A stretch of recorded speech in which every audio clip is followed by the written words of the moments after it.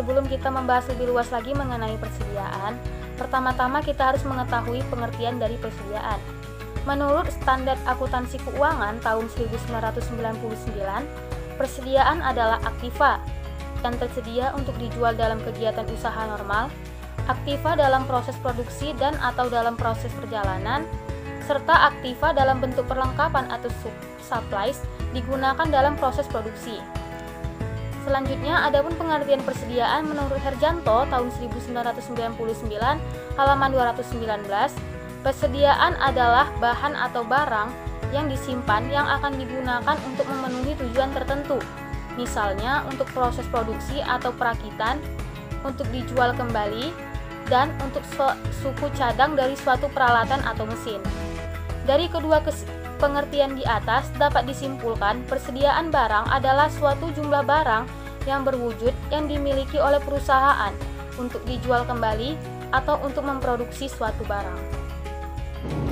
Baiklah, saya akan menjelaskan tentang persediaan barang yang diklasifikasikan menurut perusahaannya. Yang pertama itu perusahaan jasa. Pada perusahaan jasa tidak ada persediaan barang. Yang kedua, pada perusahaan perdagangan. Pada perusahaan perdagangan, persediaan barang merupakan aktiva yang siap untuk dijual atau usaha yang paling lancar pada perusahaannya. Yang ketiga, menurut perusahaan manufaktur atau fabrikasi. Pada perusahaan manufaktur atau fabrikasi, dia dikelompokkan menjadi tiga. Yang pertama itu bahan baku, yang kedua barang dalam proses, dan yang terakhir itu barang yang siap untuk dijual. Kenapa ada perbedaan pada perusahaan perdagangan dan perusahaan manufaktur? Ya karena memang fungsinya berbeda. Yang pada perusahaan perdagangan dia adalah yang siap untuk menjual langsung barangnya. Tetapi pada perusahaan manufaktur dia adalah yang mengelola barang dari mentah hingga menjadi barang yang siap untuk dijual. Baiklah, sekarang kita memasuki materi mengenai sistem pencatatan persediaan. Sistem pencatatan persediaan dibagi menjadi dua. Yang pertama, sistem periodik atau fisik. Sistem ini adalah di mana pada setiap akhir periode dilakukan perhitungan secara fisik untuk menentukan jumlah persediaan akhir. Transaksi yang mempengaruhi persediaan dicatat masing-masing dalam perkiraan persediaan tersendiri. Sebagai berikut seperti pembelian, retur pembelian, penjualan, dan retur penjualan. Lalu sistem pencatatan yang kedua yaitu sistem perpetual.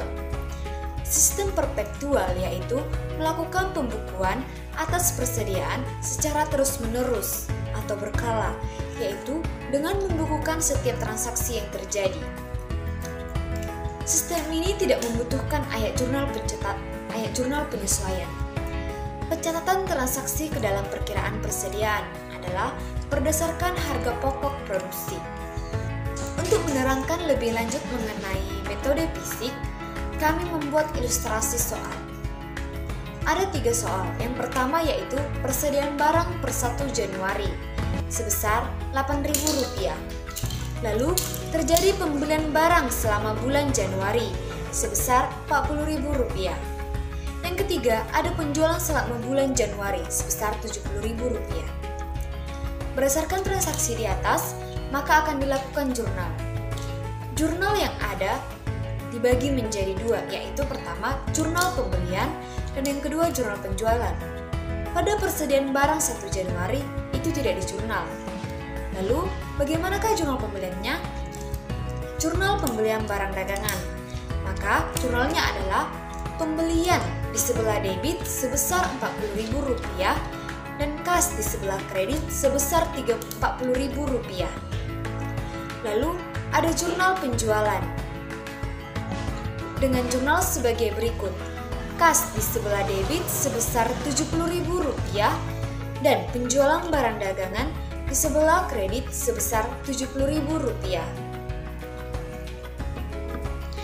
Jurnal pencatatan sistem perpetual.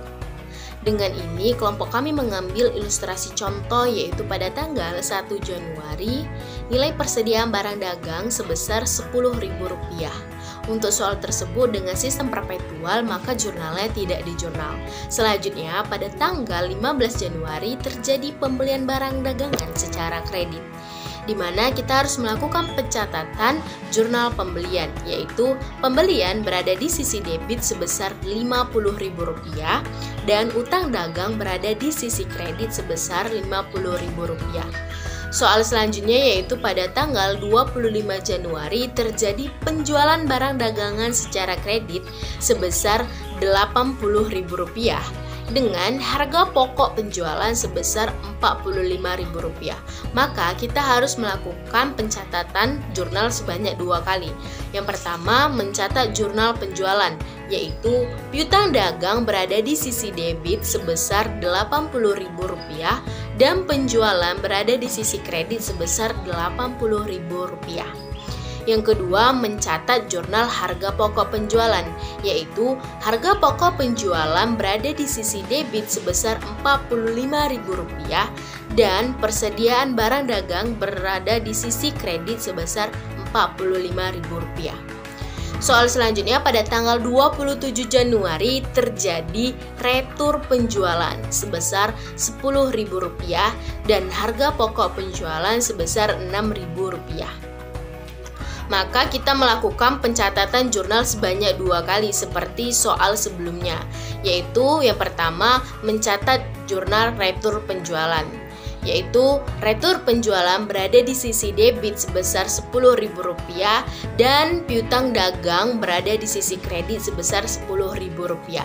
Yang kedua, mencatat jurnal harga pokok penjualan, yaitu persediaan barang dagang berada di sisi debit sebesar Rp6.000 dan harga pokok penjualan berada di sisi kredit sebesar Rp6.000.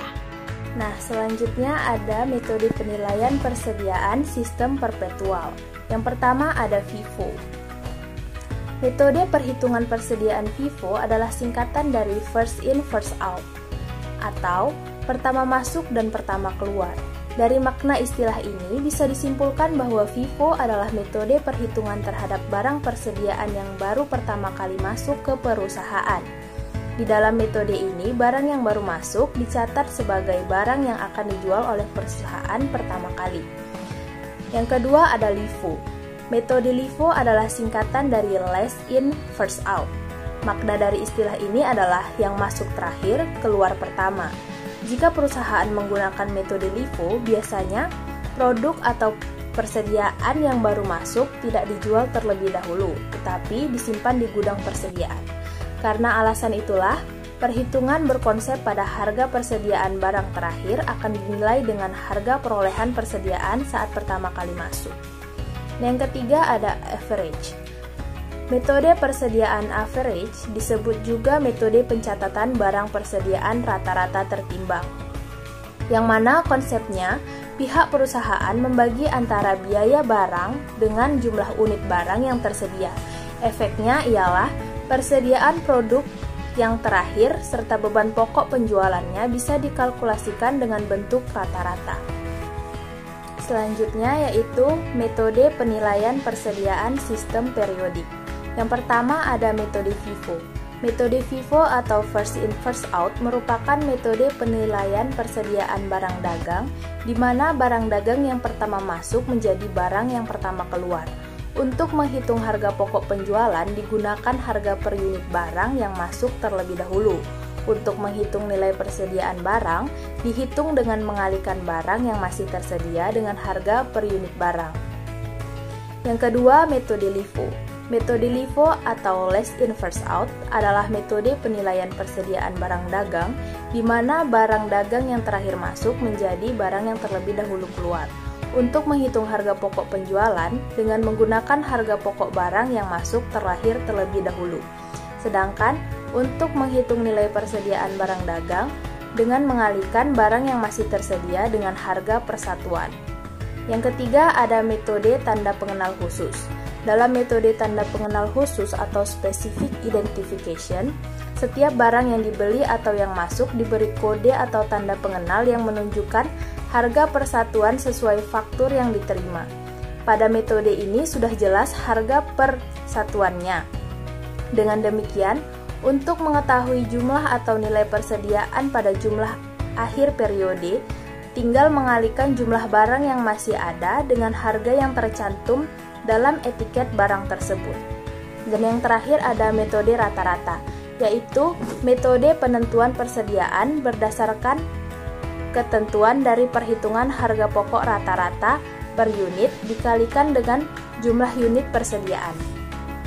Nilai persediaannya dihitung berdasarkan harga rata-rata selama periode tertentu.